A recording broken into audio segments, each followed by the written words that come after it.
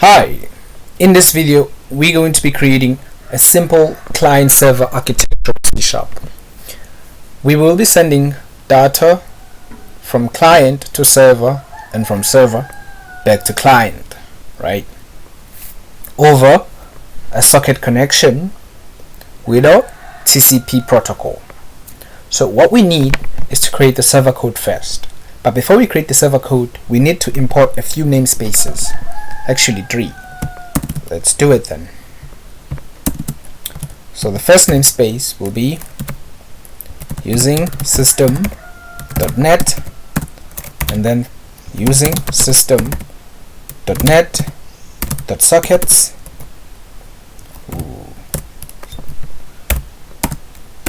and finally using system.text for our encodings, but you'll see. Okay, so now we need information about our IP address, and that's easy to get. We can just say IP host entry equals to await DNS dot get host entry async DNS dot get host name. Now what this line of code does, it will get info about our local host, right? This includes the IP address, right? Now, reason why we are using the DNS.get host name is because we're not writing production code, right? We're not writing something that is published or that we'll get from a production server. If we had a production server, instead of passing this DNS, we would actually pass in something like our host address, for example, like www.fallenworldstudios.com, right? And this would be fine, right? But since we are making like an example, we going to be calling DNS.get host name so that we can get the local computer's address, right? Okay, so now that we have information about our local host, we need to extract the IP address. We need to get the IP address of our local computer, and that is simple, right? We'll just say IP address IP equals to, we use the same IP entry that we got above to extract the IP address, IP entry dot address list dot 0, right? It's usually the first index. Now we always okay, we will extract the local host IP, right, which is usually 127.0.0.1, right? You might even go ahead and print this, right? We can print this. You can print the IP here, right? And you'll see that it actually extracts an IP address.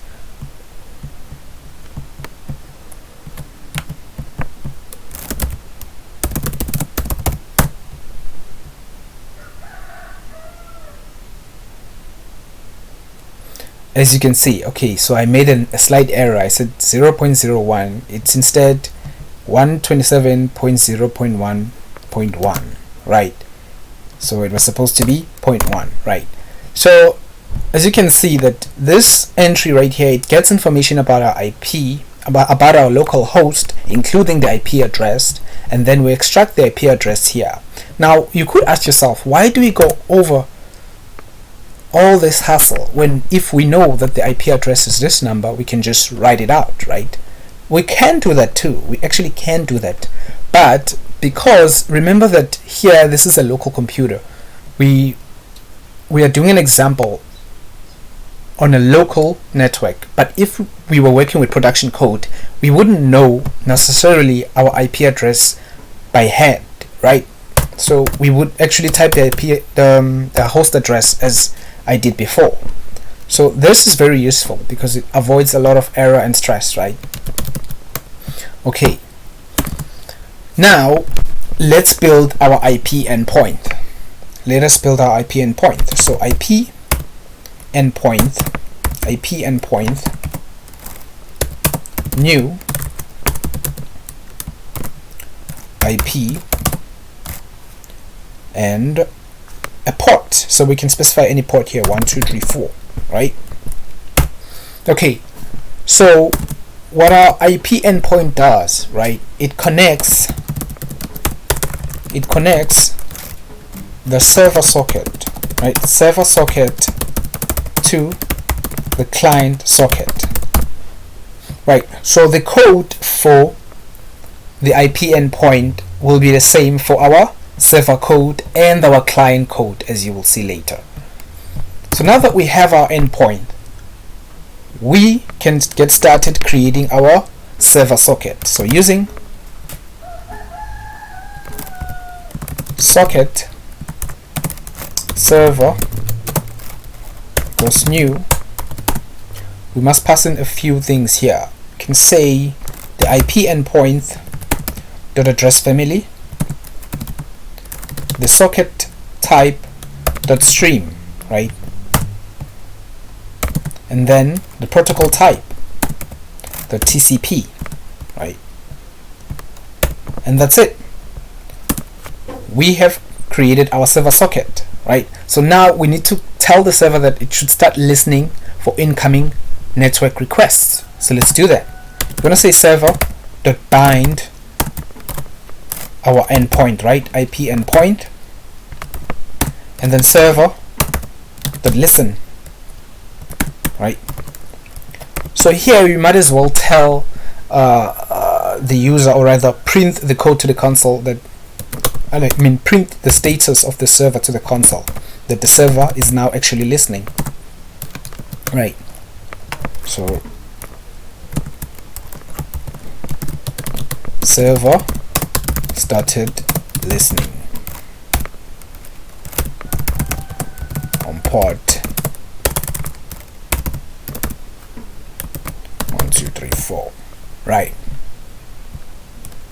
The server started listening on port 1 2 3 4, right? So this is to let us know that the server has started listening for incoming requests, right? So lastly, we need a handler to handle incoming request from client, right? So let's create the handler for that.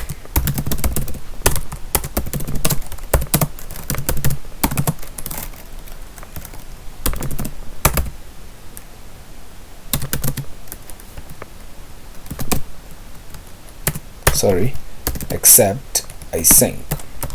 What accept async does, it accepts an incoming connection, right, as you can see. Okay, so that's it. The server is ready to accept incoming messages from our client, right? We've done it. So now if we run the server, it will actually run and start listening.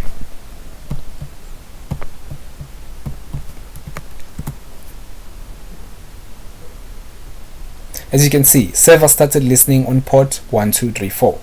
Okay, but what if now a client sends a message to the server, right? We need a way to handle that message, right? We need a way to handle that request, right? So for example, if you request like sort of a video from say a video site, right? It handles that request by providing you the video that you searched for, right?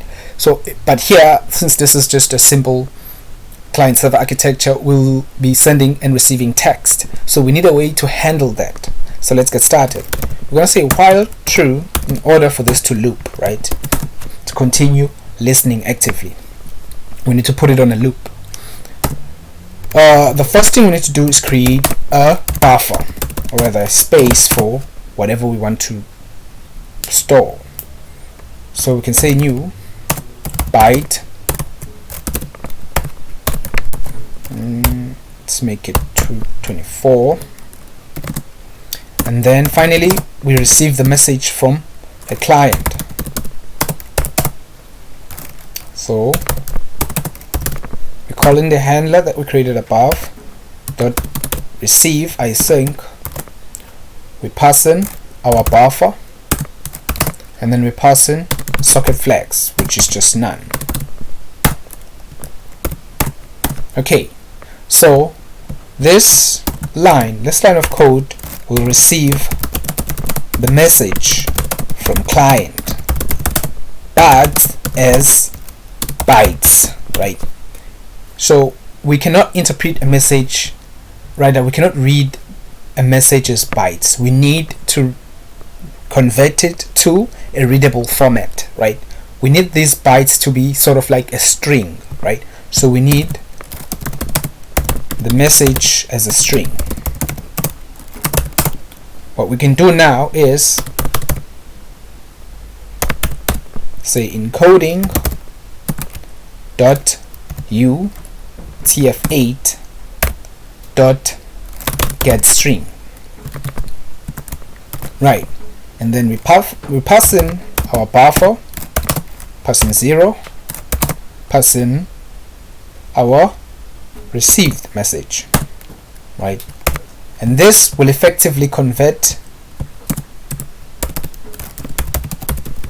bytes to string message, right?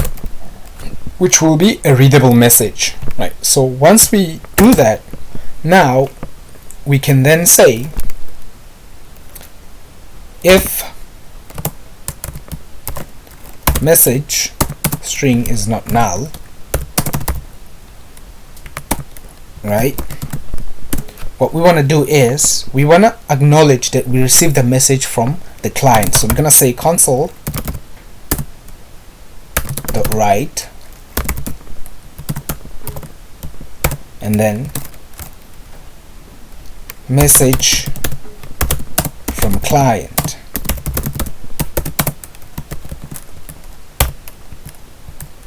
right?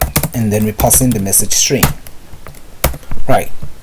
So what will happen is we will print the message that we received from client, and then we want to send a response back to the client. So we're going to create a response message. Let's say message received,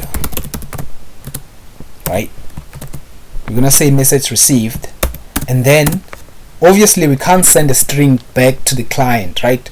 We need to convert the string back into bytes, right? We need to convert it back into bytes and then send the bytes back to the client. Okay, so what we can do first is var response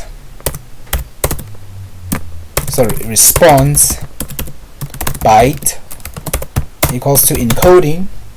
As you can see now, we're using the same encoding to utf8, but this time we're saying get bytes because we want to convert a string to bytes, and then we pass in our response, right? And then once we have the response in bytes, we can send the message back to the client, right?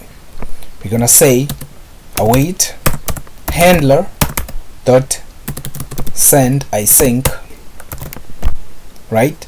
We pass in our message response bytes, and then we pass in our socket flags, which is none.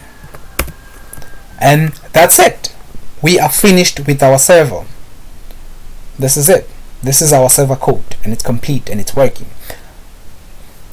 Now what we need is to create the client code, right? We need to create the client code. Okay, so for this we need to, in order to be able to visualize it, right, in order to be able to see that these are actual separate programs that are communicating with each other, we're going to create the client code in another file, right? So that you'll see that when the programs are running, they're actually two separate programs that are in isolation but communicating with one another over a socket connection. So let's get started. So first we're going to switch to another file. Let's say client, and then code the client code. Okay, so this is where client code, right? We'll create our client code. Okay, so firstly, we still need the same imports, right? So I'm not going to copy paste because I want you to actually practice having to write this code out. So using system.net, same as in our server, using system.net.sockets, using system.text, right? Now remember what I said. We need the endpoint, right? We need the exact same endpoint in order to connect to our server. So we need to create the very same code that we created in our server. So remember we said we're going to create the IP host entry first, right? IP entry await DNS dot get host async DNS dot get host name, right? We said this will give us what? The information about our local host, right? We said this will give us info about local host. Okay, and now we need the IP address, IP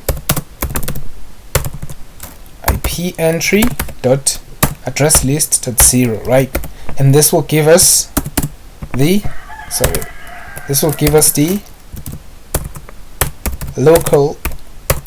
local host IP address, right, which is, we said 127.0.1.1. okay, and then we need to create the endpoint finally. Endpoint, we pass in our IP address, and this is important, the port that you created your server on needs to be the same as the port for the client. So here too it's still 1234, right? Same port, 1234. And then finally we need to create the the client socket this time. We need to create the client socket this time, right? So using socket client as new, passing our endpoint, the address family, we pass in our socket stream or socket type to stream, and our protocol type to TCP. So same thing, right? Okay, sorry, protocol type, let me see, protocol type TCP. Okay, so as you can see, the same way we created our server code is the same way we create our client code up to this point though, right? Because we have our IP endpoint and it is exactly the same as our server code. So if you check here, you can see that above, this is our server code, exactly the same thing, right? We have our IP host entry, we have our IP host entry, we have the IP address, we have our IP endpoint, right? Now you could ask yourself, why are we creating this in separate files if it's going to be the same code? Isn't that just repeating ourselves? Well, I'm only doing this for visualization, but there is a cleaner way of doing this. But since I want us to actually visualize that these are two separate programs, we're going to do it this way. Okay, so now that we created our client socket, we need to tell our client to await client.connect, right? And then we pass in our IP endpoint. So we've told our client to connect to the endpoint, right? So we've connected our client socket to our server socket via what? Via the same endpoint, as you can see. So that's it, we're done. The client is actually connected to the server, right, via the TCP connection, via the TCP protocol.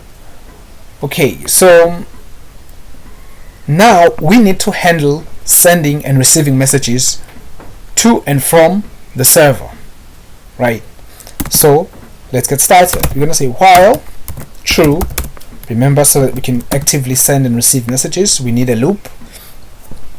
And then we're going to say, okay, let us first prompt the user to send a message. Send a message. Right? So we're going to prompt the user to input a message, and then we're going to get that message.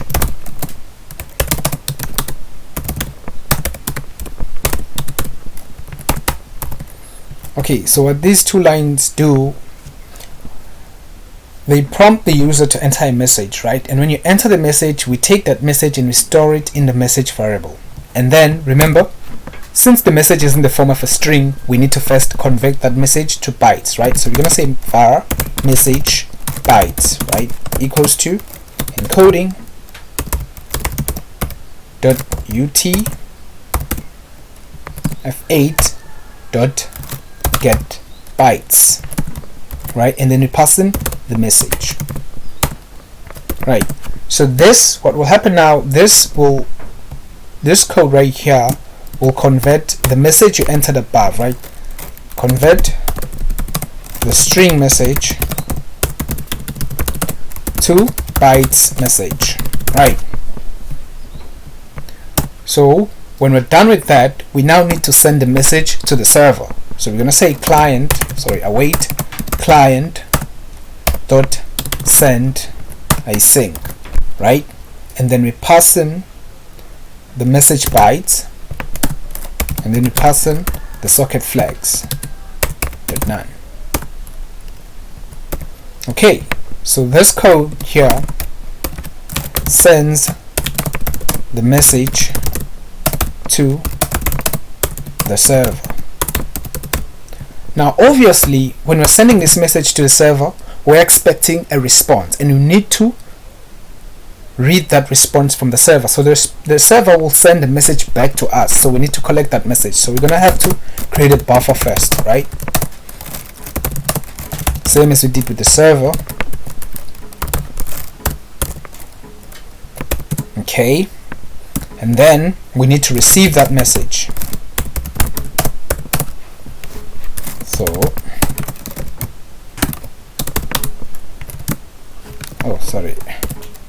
receive async buffer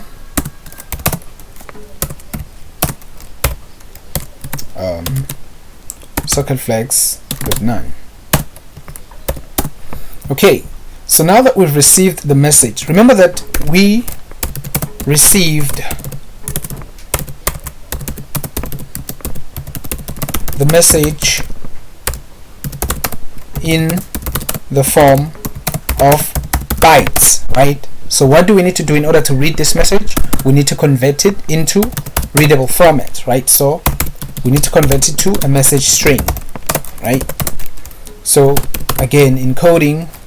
So we're basically doing the same thing here. When we want to send the message, we first have to convert it into bytes. But when we want to read the message, we first have to convert it into strings. So right now, we want to read the message, so we have to convert it into string. So utf8 dot get string, right? So let's just type it out.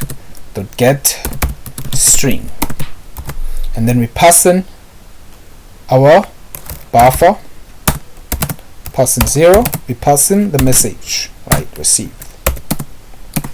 And finally, we can then print out our message, right? console.writeLine print the message, and we're done. We are actually done. We have created our simple client-server architecture. Now let's see how it works. So firstly, we need to open the server, right? We need to open the server so that the server starts listening to client requests, right? So we're just going to open the terminal here and run the server code. This is the server code first. Let me just show you. This is the server code, right? We're going to be listening in for incoming requests. So let's run the server code.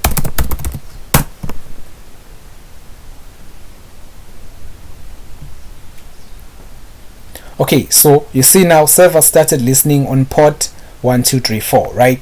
So the server is now listening. Let's pull our client code now. So we're gonna run it in this terminal. So let's run the client.